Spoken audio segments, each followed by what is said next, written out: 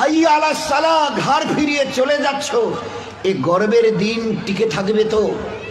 You will be very proud for this that I am a very young and steady. এটা ঠিক থাকবে তো? তোমার এই জওয়ানিকে তুমি ধরে রাখতে পারবে তো? তোমার এই জওয়ানি ঢলবে না তো? ভালো করে ইয়াদ করো, আমি তোমার বড় মেহেরবান আল্লাহ তোমাকে বলছি, একটু ঝুঁকতে শেখো। কি আছে তোমার কাছে গর্ব করার মতো? একটা জিনিস আমাকে দেখিয়ে দাও। আল্লাহ দেখিয়ে দিয়েছে তোমার কাছে তিনটে আছে, তিনটি। কি কি? এক, পায়ের নখ থেকে মাথার চুল পর্যন্ত নাপাক ছাড়া আর পাক বলে কোনো কিছু নেই তোমার কাছে। দেখাও একটা জায়গায়, এই জায়গাটা পাক আছে, বদবু ছাড়া খুশবু বের হয়, দেখাও। পুরুষ হওয়ার মেয়ে ছেলে, দেখাও না। খুলিকাল ইনসানু মিন নুতফা। আমি আল্লাহ জিজ্ঞাসা করছি, তোমার পরিচয়টা আমাকে শোনাবে। পরিচয়টা কি আছে আমাদের কাছে ওই পরিচয় ছাড়া? Few back days we everybody were of a drop of a dirty fluid, nothing else. আমরা সবাই, আল্লাহ আমাদের পরিচয় জানতে চাইছেন। খুলিকাল ইনসানু মিন নুতফা। আমরা বড় ওই নাপাক মনির কাতরা থেকে আমরা জন্ম নিয়েছি। আমাদের পরিচয় few back days we are a drop of a dirty fluid. আমরা এক বিন্দু নাপাক মনির কাতরা, এর চাইতে বড় পরিচয়। আচ্ছা, তোমার পায়ের নখ থেকে মাথার চুল পর্যন্ত একটা জায়গা দেখাবে যেখান থেকে খুশবু বার হয়, দেখাও। নাক থেকে যদি করো, স্বামীও পর্যন্ত বলবে নাকটা একটু ঘুরিয়ে ওই দিকে। মুখ দিয়ে অক করো যদি, তো ছেলেমেয়েরা বলবে আম্মু তুমি এটা কি করছো? পায়খানা পেশাবের রাস্তা দিয়ে হলে তো কথাই নেই। কান থেকে যদি কিছু বেরোয় তো কথাই নেই। চোখের এই জায়গা থেকে যদি বেরোয় তো পাশে কেউ বসতে দেবে না। এরপরে পুরো শরীরের এক একটা লোমের গোড়া থেকে যদি একটু করে ঘাম বের হয়, তো আমার নিজের বিবি, নিজের বেটা বেটি বলবে না আব্বু, স্বামী একটু হাতটা দাও তো, একটু চুমু দিই, চুমু দি, ঘাম বেরোচ্ছে তো, তুমি তো হাজারো হলে আমার স্বামী, তুমি তো আমাদের আব্বু, তা একটু দাও না, একটু চুমু দিই। কেউ সবাই আব্বু একটু হাতটা সরিয়ে নাও না, ঘাম বেরোচ্ছে। এই তো তোমার পরিচয়। পারে নখ থেকে মাথার চুল পর্যন্ত বদবু ছাড়া কোথাও। তিন, খুলিকাল ইনসানু মিন জাইফা। তোমরা বড় দুর্বল। আমি জিজ্ঞাসা করছি, 3.5 হাতের একটা এইরকম শরীর, সুটাম চেহারা, আচ্ছা তোমার পিঠে কি বসে আছে? এইভাবে 2-3 বার দেখার পরে বলবে কই, দেখা তো যায় না।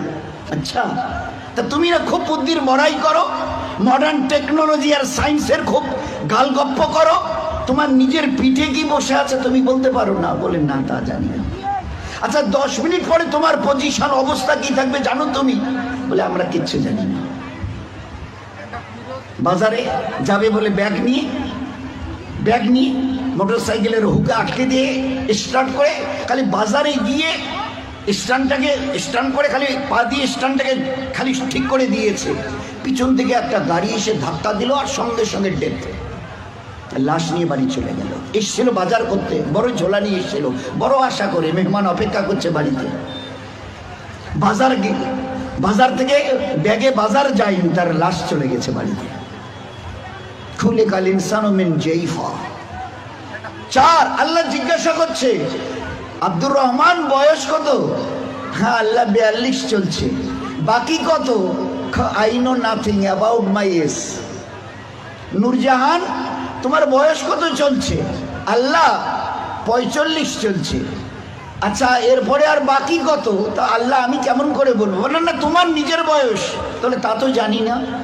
এই তো তোমার অবস্থা, এই তো তোমার অবস্থা।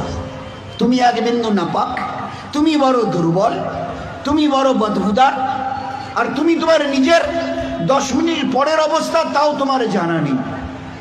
এরপরেও যে আল্লাহ তোমাকে তিলে তিলে তার দয়ায় এই সেকেল সুরত আর এইরকম হায়াত দিয়েছে, একবারও তার কথা ভাবো না। একবারও তার কথা ভাবো না যে কত দয়ায় তিনি তোমাকে প্রতিপালিত করেছেন। দেখবেন সবাই, আমরা তো ওই সময় থাকি না, ওখানে মেয়েরাই থাকে। বাচ্চা যখন জন্ম নেয় না, তো যারা দাদি নানি চাচি যারা ওখানে ভিতরে থাকে, ও তারা এবারে বাচ্চা বের হবার পরে এবারে হাতটার নখগুলো ভালো করে দেখে, টাকে কান টানগুলো ঠিক আছে কিনা, সব কিছু চোখ টোকগুলো, হ্যাঁ ঠিক আছে গো, ঠিক আছে, খবরদার বাচ্চা ছেলে হয়েছে মেয়ে হয়েছে, ঠিক আছে, সব ঠিক হয়েছে। সব আছে, চোখ আছে, বুরু আছে, মাথায় চুল আছে, হাত পা ওর নখটুকু পর্যন্ত বেশ গজিয়েছে। আচ্ছা, তো মুখে দাঁত কটা নেই কেন? কখনো ভেবেছ? এ জগতের ইনসান, ভেবেছো কখনো? সব বলছো ওকে, আচ্ছা দাঁত কটা যে নেই? আল্লাহ জবাব দিয়েছে তোমাকে বাঁচাবার জন্য। ওই সময় তোমার মুখে দাঁত কটা, যে আল্লাহ তোমার সব কিছু দিয়েছে, হাতের পায়ের নখ পর্যন্ত আছে, 2-4-5 দিন পরে কেটে দিতে হয়, সেখানে দাঁত কটা দিইনি কেন? তোমাকে বাঁচাবার জন্যে। আমাকে চেনো, আমি কত বড় মেহেরবান তোমার জন্যে।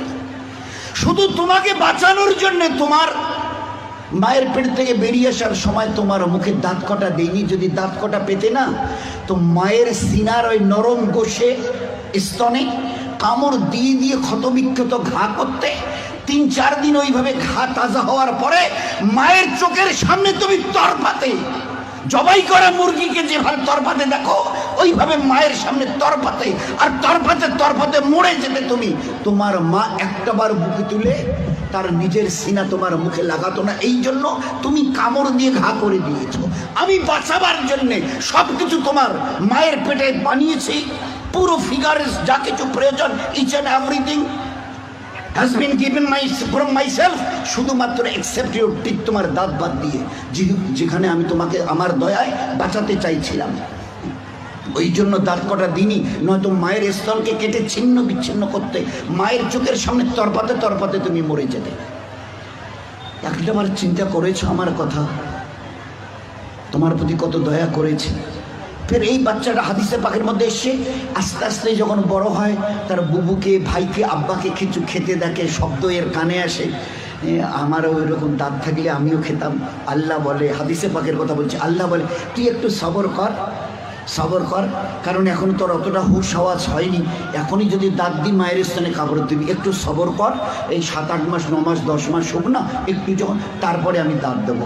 গোস্তের ওই নরম জায়গা থেকে আস্তে করে বাবা মাও সব খুশি, আম্মা তোমার নাতির দাঁত গজিয়েছে শুনেছ? আচ্ছা, 2টো দাঁত গজিয়েছে, তো উঠতে দেখে সবাই খুশি। আচ্ছা, কখনো ভেবেছ এই দাঁতটা বাড়তে বাড়তে এই পর্যন্ত বারবার পরে আর বাড়ে না? Why? What is the reason of it? Who will give the answer? Who will give the answer? Anybody else of this world? আছে কেউ দুনিয়াওয়ালা ও মডার্ন সায়েন্স, মডার্ন টেকনোলজিওয়ালা এই দাঁতকে গজাতে দেখে খুশি হয়েছো? বাড়তে বাড়তে এই পর্যন্ত বেড়ে গেছে, তারপরে আর বাড়ে না। কোন দুনিয়ার মডার্ন টেকনোলজি এর পিছনে কাজ করেছে বলো? বলো না। দেখেছো আমার দয়া?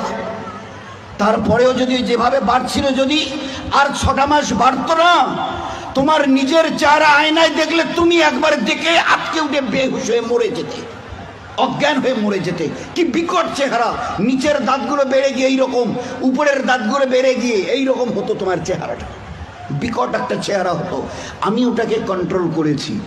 এই বাচ্চা তখন 7-8-10 মাসের, 1 বছর 1.5 বছরের বাচ্চা দেখে দাদা কি যেন, ভাইজান যেন কি কর্মর করে চিবোচ্ছে, বুবু যেন কি একটা খাচ্ছে শক্ত মতো, আব্বু যেন কি একটা শক্ত মতো চিবোচ্ছে, শোনা যাচ্ছে।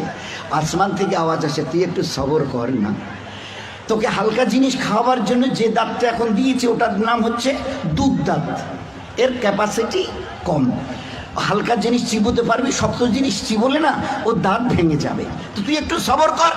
ফের কদিন পরে একটা করে নড়া শুরু করে, আম্মু এ দাঁতটা নড়ছে, ফের একটা একটা করে 32 টাকা আমি ট্রান্সফার করি, ফের ওখান থেকে গজানো শুরু করি। এইবারে তুমি নিজের দাঁত দিয়ে যত শক্ত হাড় হোক, পেয়ারা হোক, যা কিছু মন চায় খুব কড়মড়িয়ে চিবিয়ে খাও, কোনো অসুবিধা হবে না। এত বড় দয়ার দান দেখেও তুমি একটাবার আমার সামনে ঝুঁকাবে না?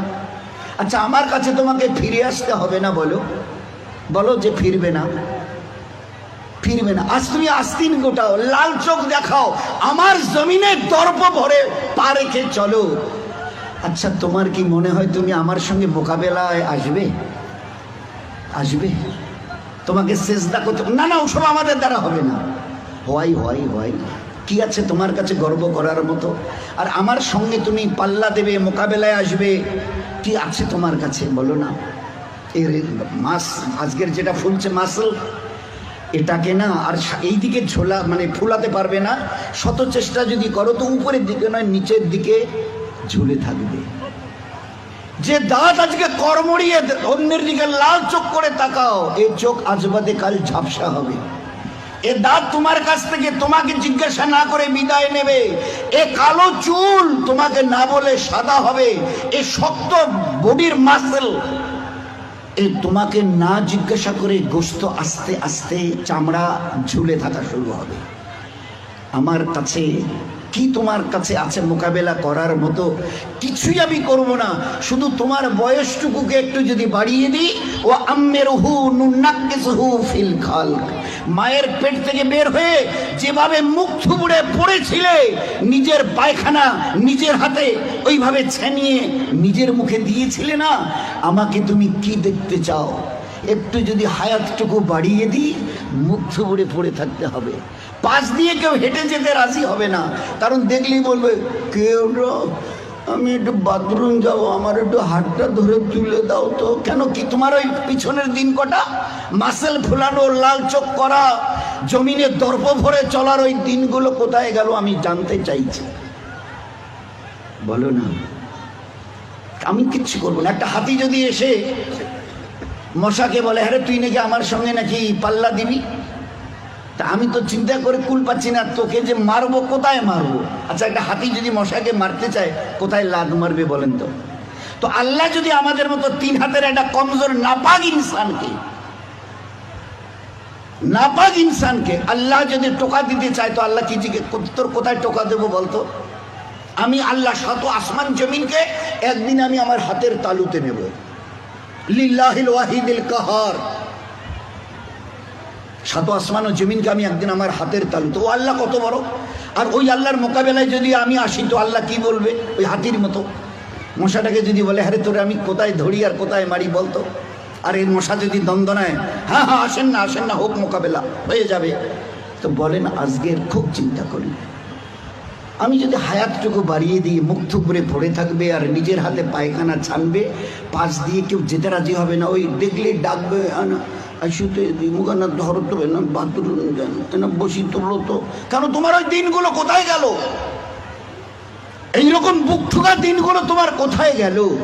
দোস্ত, ও দিন আসবে, ফের দুনিয়া থেকে বিদায় নিয়ে খোদার কাছে ফিরে যেতে হবে। আল্লাহ কুল্লু নাফসিন যায়কাতুল মাউত সুম্মা ইলাইনা তুরজাউন। কে আছো দুনিয়ায়? ঝুপড়িওয়ালার কুরসিওয়ালা কে আছো যে আমার কাছে আসবে না?